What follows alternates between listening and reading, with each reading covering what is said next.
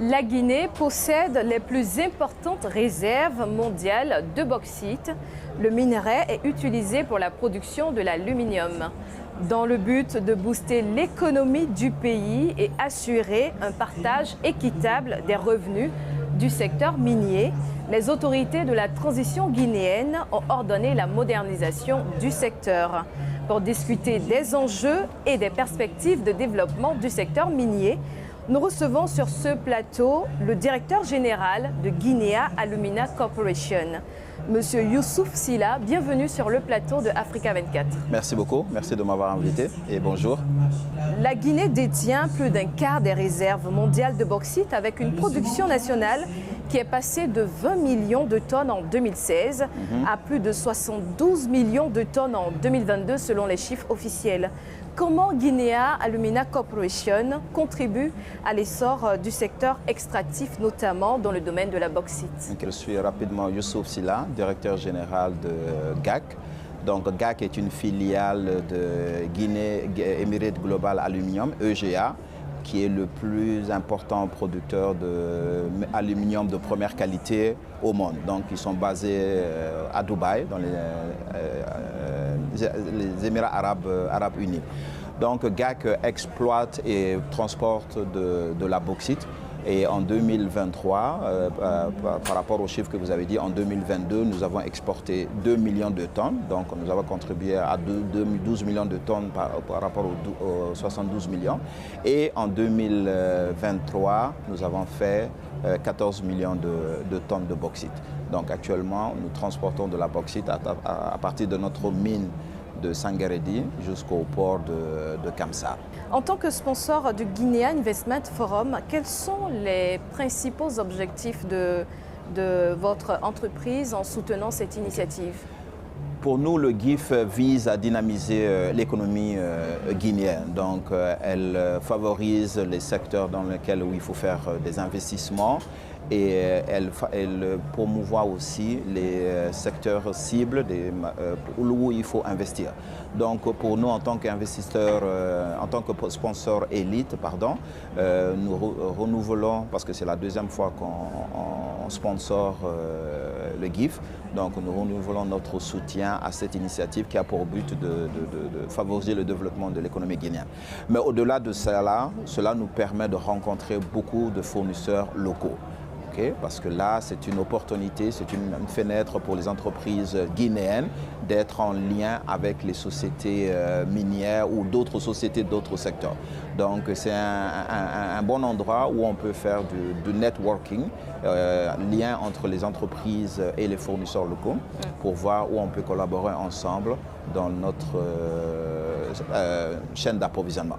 Justement, parlant de collaboration, comment elle se renforce avec cet événement?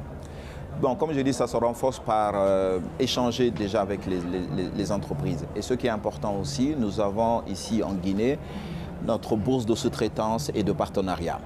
C'est la plateforme où les entreprises privées, les sociétés minières peuvent être mises en relation avec les fournisseurs locaux.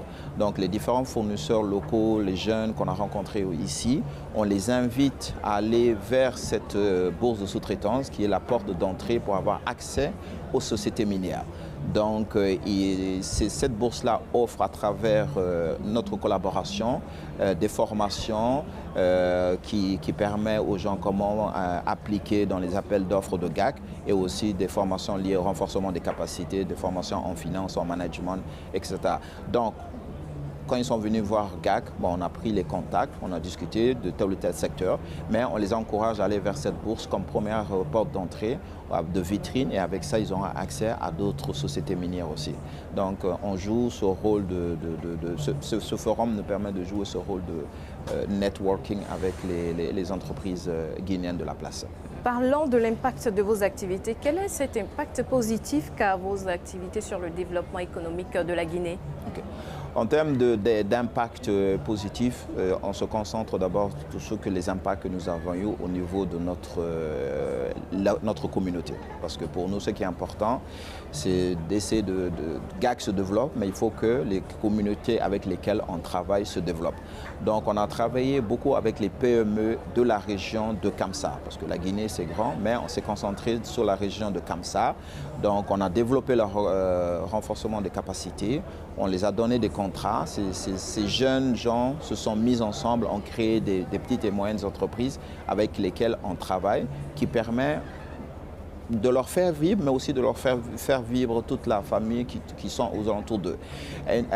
Une autre chose importante que nous avons mise en place chez GAC, parce qu'ici en Guinée, nous avons le salaire minimum qui est à 550 000 francs guinéens, qui fait à peu près 55 euros. Donc, et on sait qu'avec ce montant-là, il est très difficile de vivre maintenant. Donc nous avons mis en place un système de salaire minimum de survie, qu'on appelle. Donc qui est actuellement de 2 500 000, à peu près 250 euros.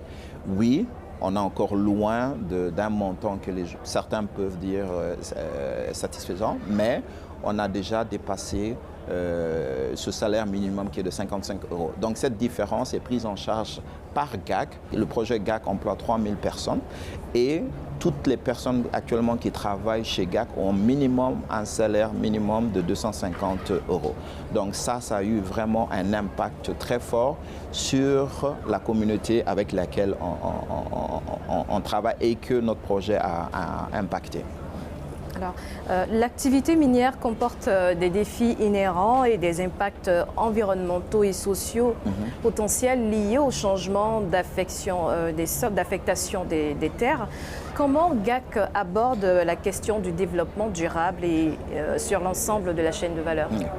Donc, nous avons été très récemment la première société minière en Guinée à avoir obtenu la certification selon la norme de performance ESI. Donc cette certification est une norme qui est reconnue par l'industrie mondiale de l'aluminium en matière de performance environnementale, sociale et de gouvernance. Donc on a mis en place un certain nombre de politiques au niveau de la biodiversité. Nous avons avec la société CBG un parc de moyenne bofing pour pouvoir compenser toute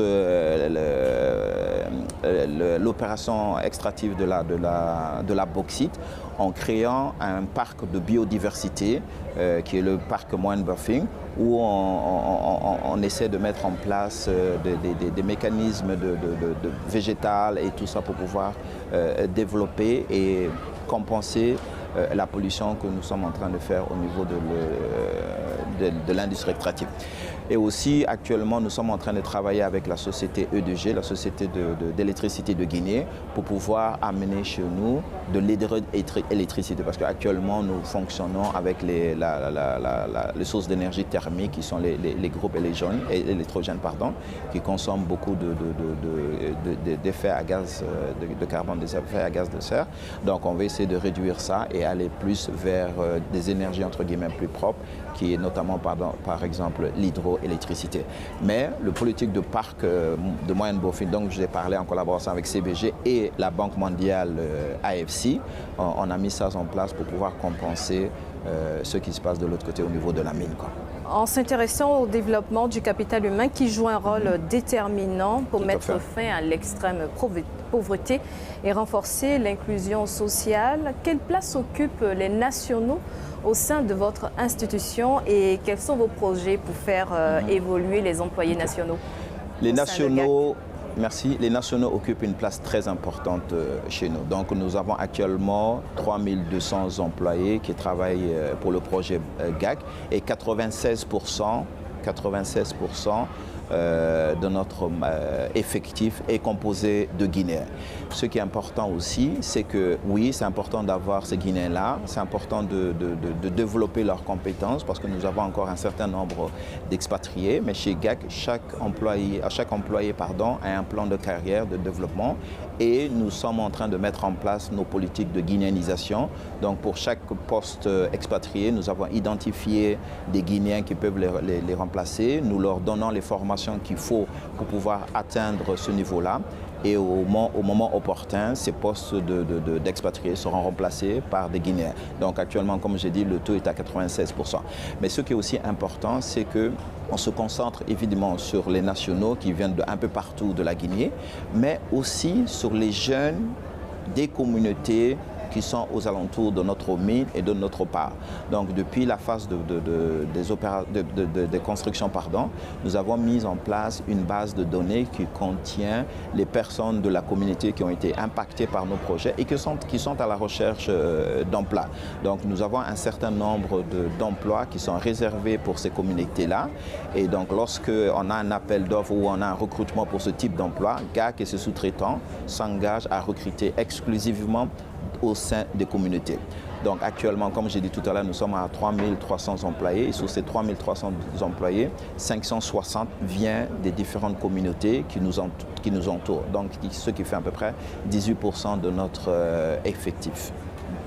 Au niveau environnemental, vos activités ont des répercussions sur les communautés, notamment la dégradation de l'écosystème. Par quel mécanisme vous procédez pour minimiser les conséquences à ce niveau? Okay. Donc on essaye avec les différents consultants qu'on a d'avoir le minimum d'impact sur l'écosystème.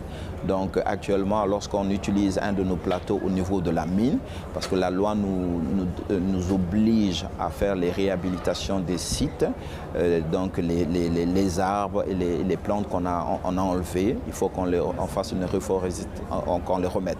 Donc on n'attend pas la fermeture de la mine pour pouvoir faire ça. Donc à chaque fois qu'on a fini de travailler sur un plateau, on commence directement à replanter les plantes qu'on a retirées, les arbres. Et ça, on le fait avec les communautés. Donc on ne va pas chercher les gens de Conakry ou d'une autre région de la Guinée. Donc on achète les plantes avec les communautés et c'est eux aussi qui s'occupent de planter ces arbres-là et ces plantes-là. Donc on joue ça et aussi, comme j'ai dit, on a ce parc au niveau du moyen buffing qui permet de compenser cette dégradation entre guillemets de l'écosystème. Monsieur Youssouf Sylla, merci d'avoir été l'invité d'Africa 24. Merci beaucoup. Merci et bonne journée. Merci à toutes et à tous d'avoir suivi cette édition de l'interview sur Africa 24.